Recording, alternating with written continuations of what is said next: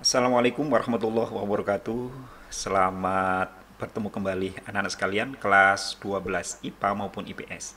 Kali ini kita akan membicarakan masih tetap di bab 3, yaitu yang bagian B, dampak positif dan negatif kemajuan iptek di Indonesia atau bagi negara kesatuan Republik Indonesia. Anak-anak sekalian, Bapak rasa kalau seandainya Bapak tidak menjelaskan sekalipun, kalian pasti tahu dampak positif dan negatifnya iptek bagi NKRI. Namun, anak sekalian, uh, ada baiknya kalau kita pelajari sedikit lebih mendetail sehingga video ini akan membantu kalian semua mempermudah mempelajarinya. Anak sekalian, selain Bapak membuat video ini, kalian juga bisa membaca di Google Classroom karena sudah Bapak sediakan PowerPoint ya. Nah, anak sekalian, mari kita pelajarinya. Namun sebelum itu, mari kita membaca basmalah bagi yang beragama Islam. Yang tidak beragama Islam atau non-Islam bisa menyesuaikan. Bismillahirrahmanirrahim. Oke, anak sekalian, kita mulai.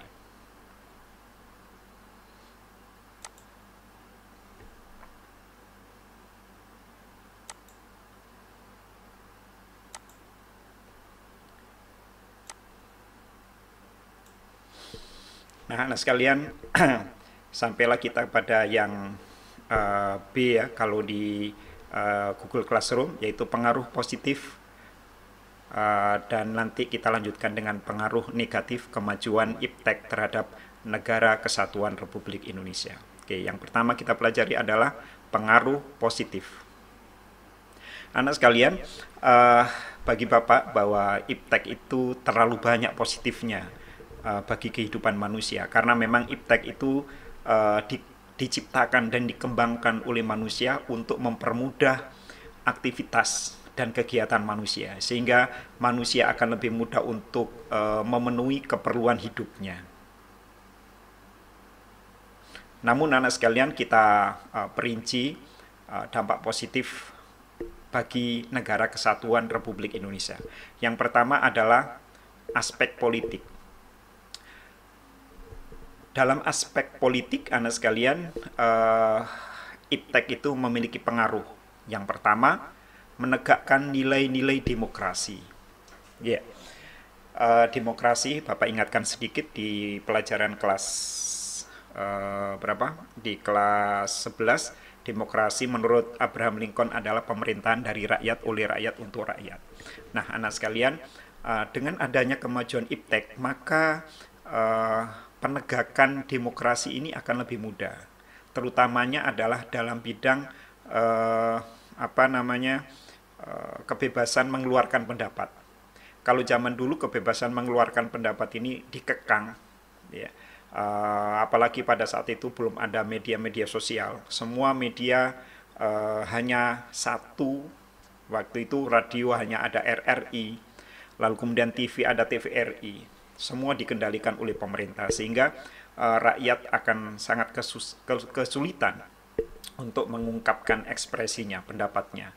Namun sekalian, zaman sekarang justru malah terlalu bebas menurut Bapak, ya, sehingga orang bisa mudah mencaci maki, ya, dan lain sebagainya. Namun demokrasi ini tetap harus ditegakkan, tapi perlu diingat bahwa demokrasi yang kita pakai bukan demokrasi ala Barat, yaitu demokrasi liberal, tapi yang harus kita tegakkan adalah demokrasi Pancasila, yaitu demokrasi yang dijiwai oleh nilai-nilai Pancasila. Sehingga anak sekalian, demokrasi itu bukan momok yang menakutkan kalau dilandasi dengan Pancasila. Ayo kita tegakkan kembali demokrasi yang berdasarkan nilai-nilai Pancasila, yaitu demokrasi yang berketuhanan, berkemanusiaan, berkebangsaan, berkerakyatan, dan berkeadilan sosial. Bukan demokrasi yang menjunjung tinggi kebebasan pribadi seperti yang dilakukan di negara-negara Barat, Amerika dan Eropa. Yang kedua, dalam aspek politik, demokrasi itu dampak positifnya adalah memperluas dan meningkatkan hubungan dan kerjasama antar daerah.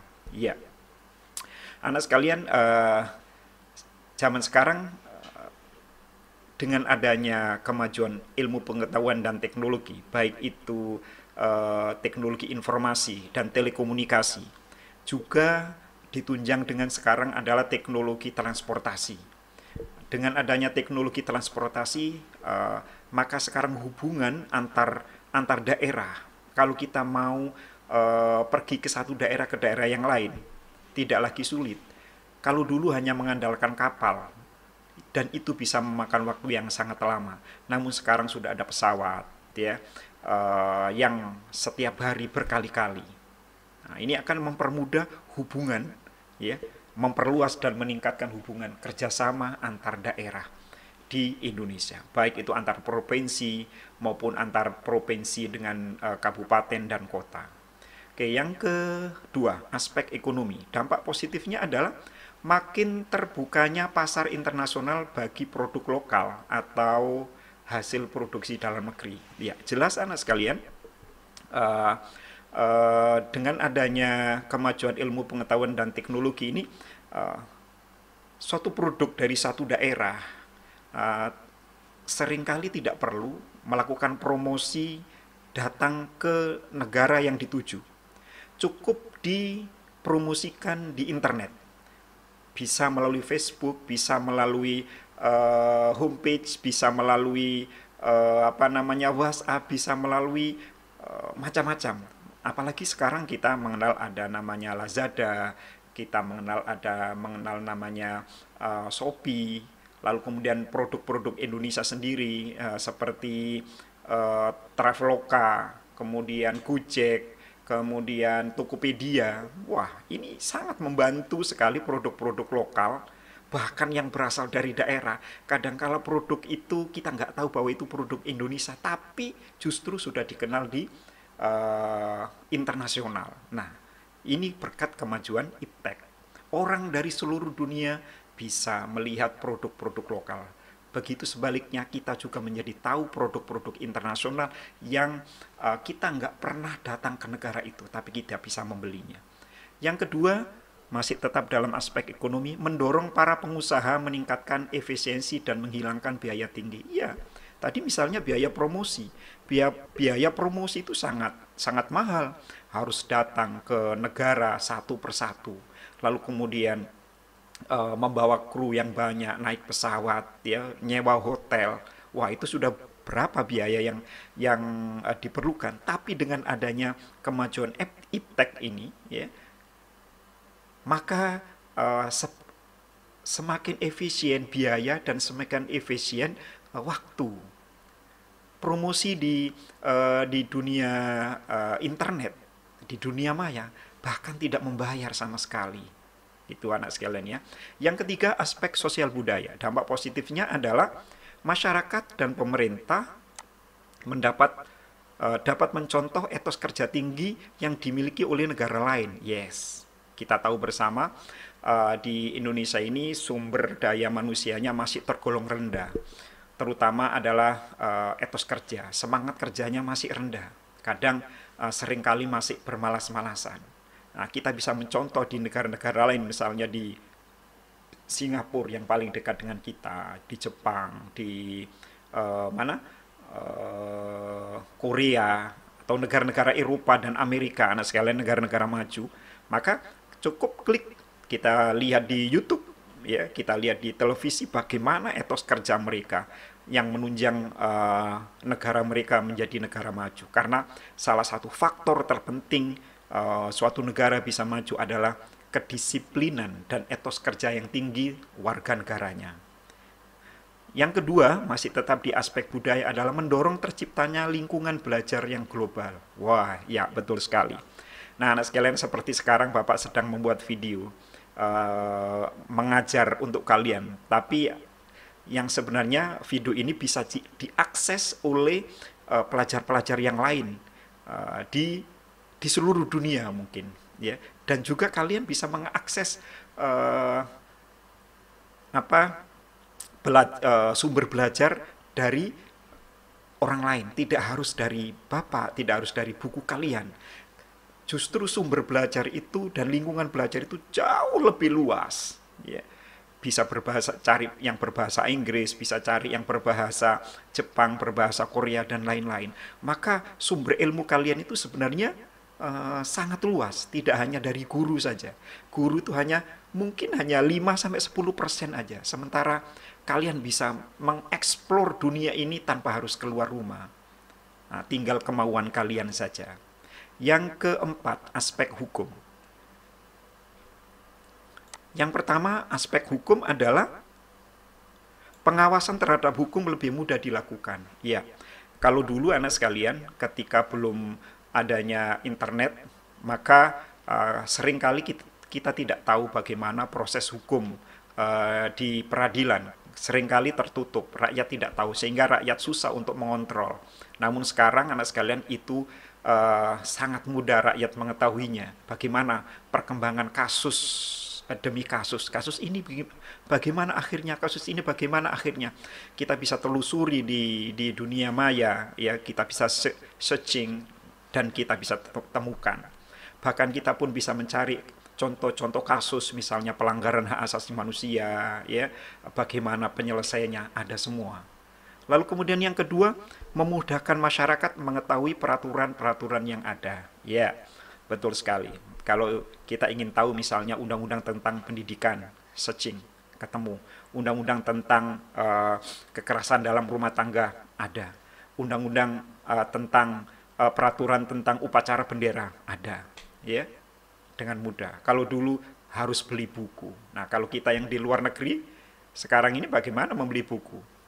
Tentu kalian masih punya pengalaman bagaimana kalian SMP dan SD dulu kalau membeli buku dari Indonesia, lama dan mahal. Nah, sekarang kalian tidak memerlukan buku. Semua buku sudah ada di genggaman kalian semua. Yang terakhir, aspek pengaruh positif.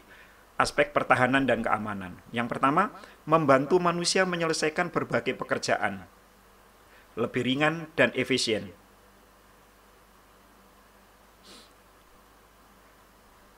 Anak sekalian, di aspek pertahanan dan keamanan, suatu negara akan dengan mudah mengetahui bagaimana kekuatan militer negara lain. Oleh karena itu, maka suatu negara akan terus meningkatkan kekuatan militernya misalnya. Lalu kemudian dampak positifnya dari pertahanan keamanan, misalnya akhirnya suatu negara terdorong untuk memiliki satelit untuk mengawasi lingkungan wilayah negaranya.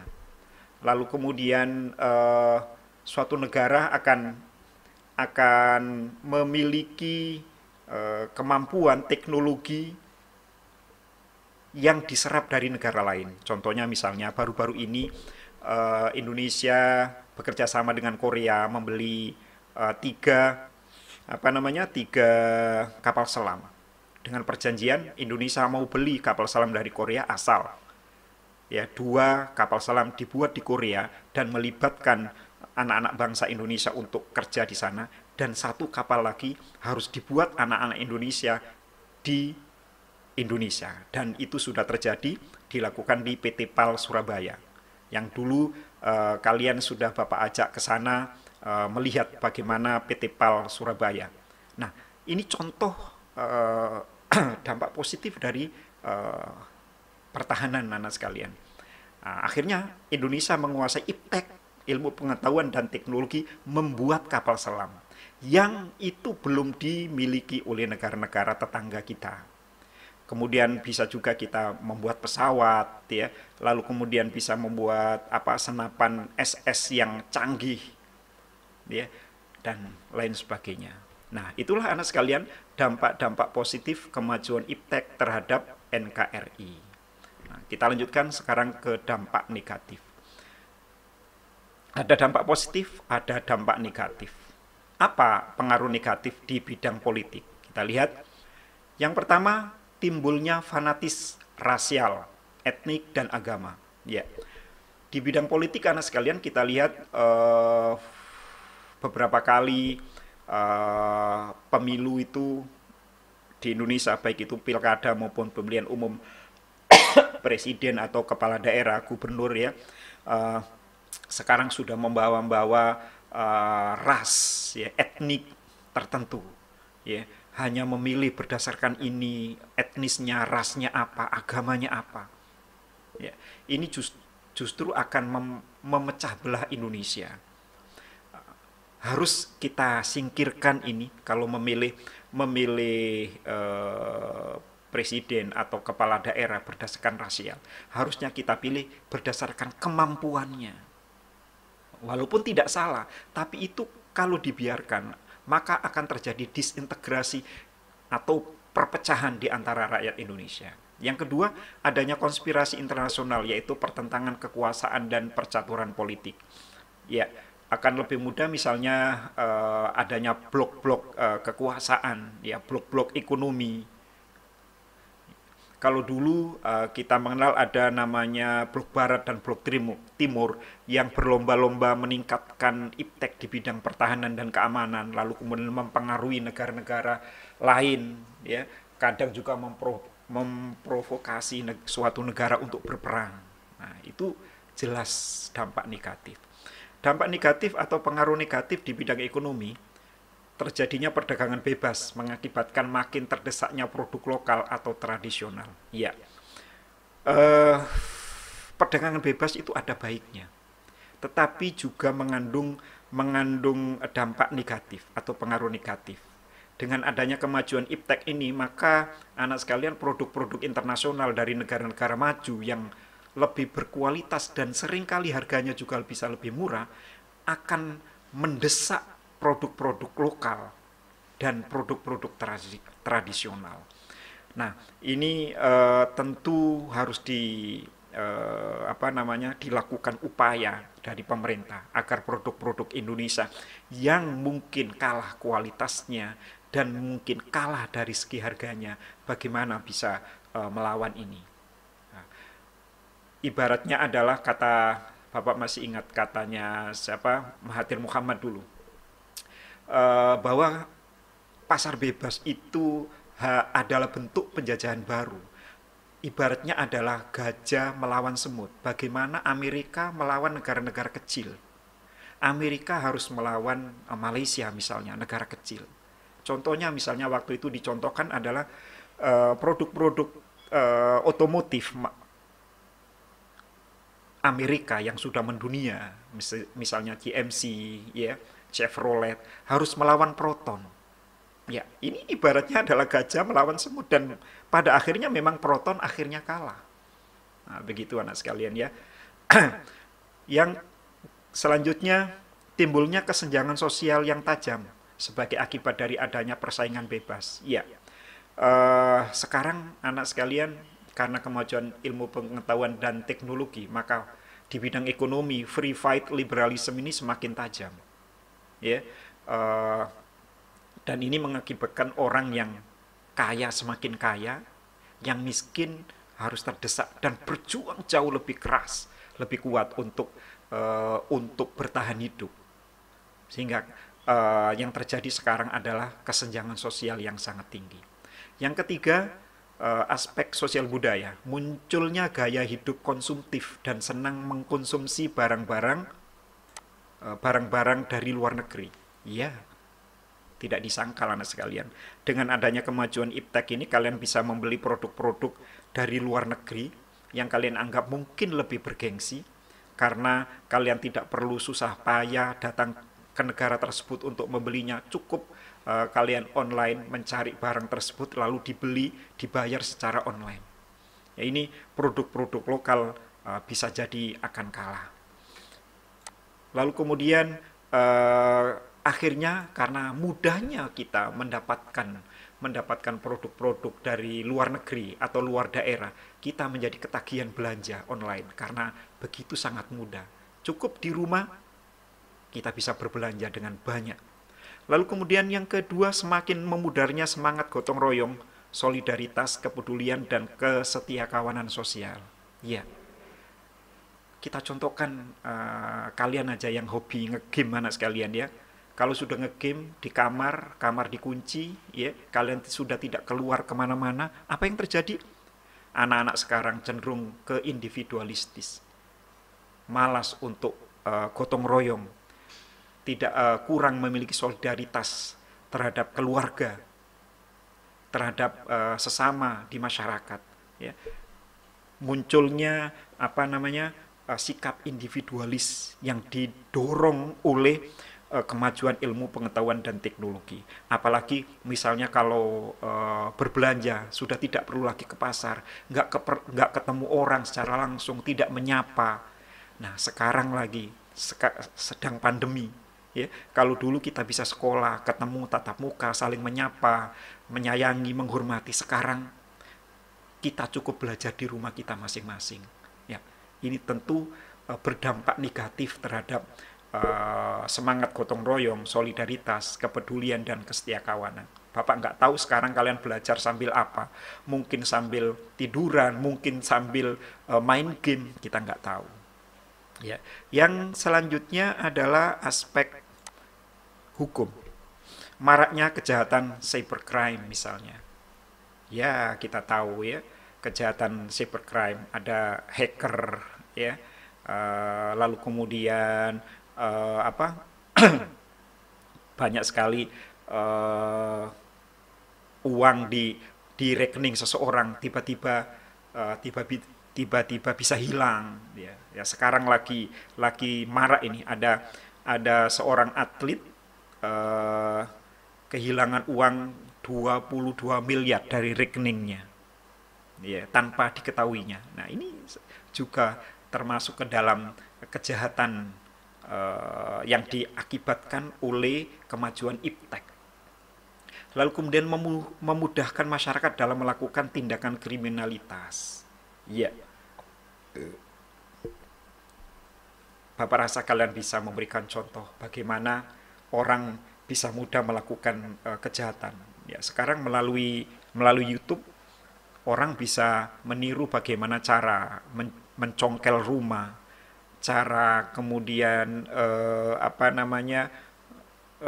membuat dan merakit bom, ya akhirnya kemudian menjadi teroris, lalu kemudian masuk ke jaringan ISIS misalnya, ya lalu kemudian mereka menjadi tahu bagaimana cara membeli narkotika, ya secara online akan jauh lebih mudah. Nah ini berbahaya. Dan yang terakhir, aspek pertahanan keamanan. Munculnya perang informasi yang mengancam kedaulatan NKRI. Ya, seringkali anak sekalian dari dunia informasi ini, terutama media sosial, banyaknya fitnah, adu domba, propaganda, provokasi dari satu kelompok ke kelompok yang lain, sehingga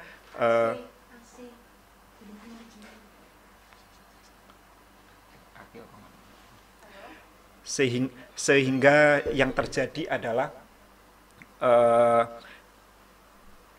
kemudian terjadi perpecahan. Misalnya dulu kasus mahasiswa Papua di Malang, ya di media sosial dikabarkan ada mahasiswa yang dipukuli, ya dan lain sebagainya, mengakibatkan kemudian orang-orang Jawa di Papua diteror, diusir dan lain sebagainya. Lalu keberadaan senjata pemusnah massal seperti nuklir dikhawatirkan mengancam kedaulatan NKRI. Ya, betul sekali. Sekarang dengan kecanggihan teknologi orang berlomba-lomba untuk menciptakan senjata yang mematikan, ya nuklir dan lain sebagainya. Ya, anak sekalian, itu saja perjumpaan kita hari ini tentang pengaruh positif dan negatif kemajuan iptek bagi Negara Kesatuan Republik Indonesia. Mudah-mudahan kalian bisa memahaminya dengan baik. Sekali lagi Bapak katakan, jika kalian perlu bahan bacaan, kalian bisa baca di Google Classroom. Terima kasih atas perhatiannya. Assalamualaikum warahmatullahi wabarakatuh.